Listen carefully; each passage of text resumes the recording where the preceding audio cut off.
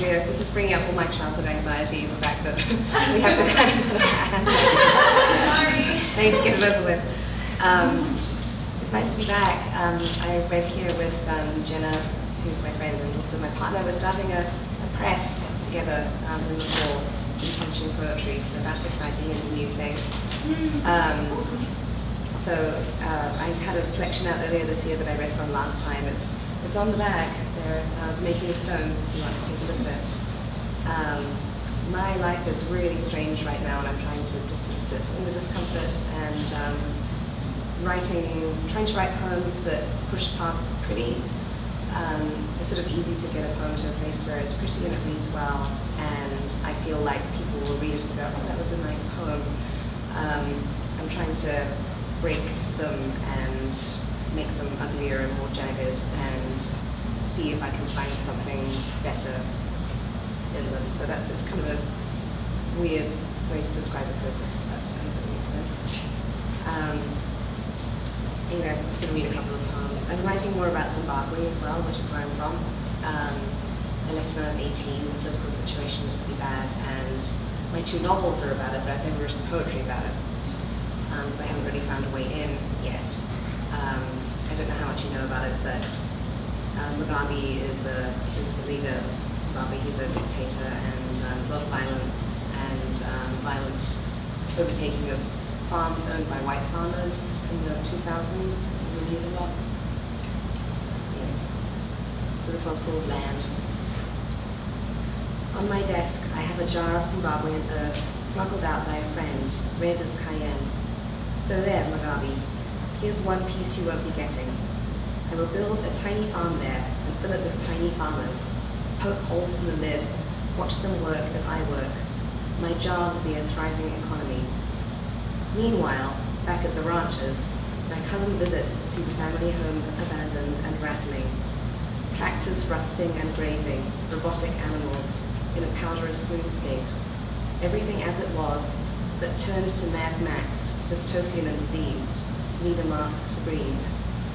But here is my jar, and this is how my ancestors felt, perhaps, scooping up a chunk of earth and setting it to work. Blade is red and fertile, and there's plenty to go around.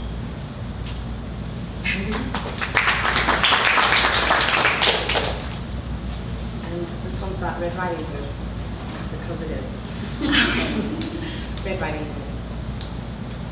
You have a basket of goodies made by mother and grandmother, baked in their ovens, thumbprinted. There is suet and sugar in there, and the rising resentment of flour. They are covered with a wrinkled cloth, sewn by mother and grandmother, stitched thimbleless and bloody, drubbed hard in the laundry, worn thin in places, folds parting to the hot breath of baking, the dead yeast fermenting. You wear a cloak dyed red, again stitched thimbleless by mother and grandmother, again pinpricked with their bloods. It covers all of you, a red tent, head to foot and hood drawn up. Keep your damp hair covered as you cover the sweetmeats. You are in search of a wolf, hairy palmed and neat breathing, thick-furred and stinking. You were warned of wolves in the woods, but your woods remain blue-birded and bunnied, a fairy tale forest. Your goodies pass unmolested, and so today you uncover them. If you want wolves, you will have to call them yourself. You will have to unhood and bare your pale forehead to the birds, and you must uncloak. Beneath you are damp with the dank of the heavy fabric worn so long, the sweat of 1,000 such expeditions, 1,000 toothless, clawless expeditions. The thought gives you courage. Here are your folds parted and your pale mouth unveiled, your face eager, strained, roared by your first unfiltered forest air. Here is your basket, uncovered, still steaming. And where is my promised wolf? Come, bright-toothed and bristling. Come, tongue-lolling and transient. Come so that we may feast on mother and grandmother together, their good wholesome parts and home cookings, and their wide and welcoming bellies. Thank you.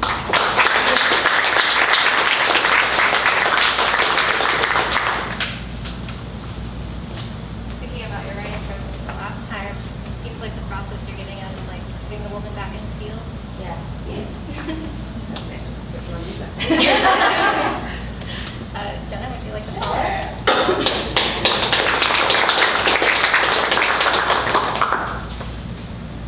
Thank y'all for being here. It's really awesome.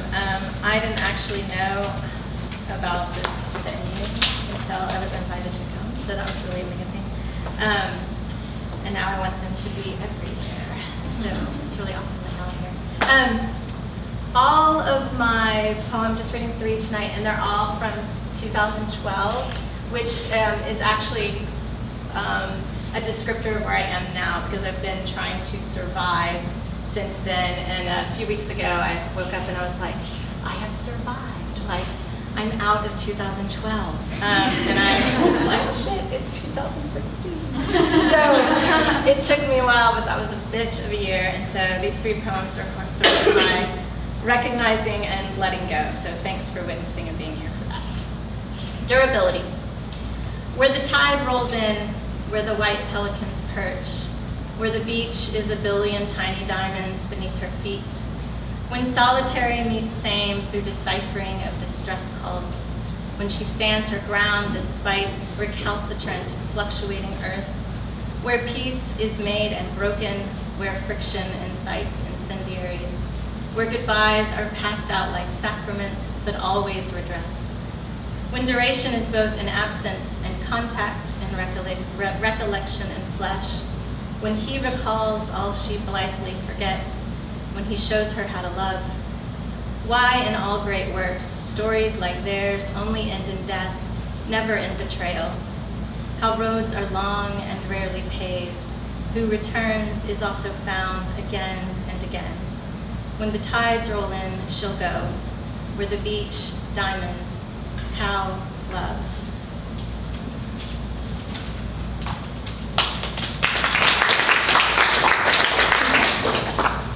A better feel for moss. I woke this morning startled by the idea that the elephant may want to be an old gray mare, or the cobbler a lynchman, a wife nothing but a monk with her sacred text. What if you are exactly who you shouldn't be? Pinafore, gaunt cheeks, eyes of the stuffs warming in cauldrons. Does the abacus dream to do the work of the slide rule, the chanteuse that of an award-winning podiatrist? How do you know until the break, the severing of self, becomes a gorge too wide to cross? Should the husband become a cave dweller to get a better feel for moss? And what about the girl who resembles Lancelot? Should we say Guinevere instead? Or the boy who felt like newly turned soil? Is he really just a simple earthworm arriving after rain?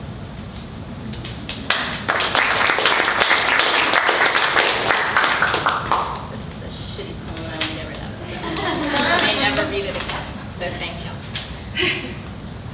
Flint and steel. When we stripped down, we found nothing but sinew, a bit of flesh, scar tissue maybe, little of what once made us beautiful. Nothing left in this proverbial room but an echo, 2 laments, and a siren song. There is no gratitude like I first expected, only a sense that double speak one again, that the mirror holding your gaze shattered, that you have yet to forgive it. Regrettably, when the clothes came off, the gloves never did. We were left with the tragedy of what it means to be ourselves, a man who runs, a woman in the crook of a pub late at night. We were sopping wet at the tail end of a dreadful storm, and all we needed was an umbrella or a pair of bright red galoshes. And in that state, who could imagine a lover kind enough to build shelter, much less change the entire course of a day's weather? Yet, what is best is rarely known, but the breath can be rapid for a variety of reasons, the palms clammy in either pleasure or dread. There is a way of loving that allows for grace, a way of leaving that doesn't gloss or feign or set right. Some people are meant to burn. Here, hold this brittle tinder a while.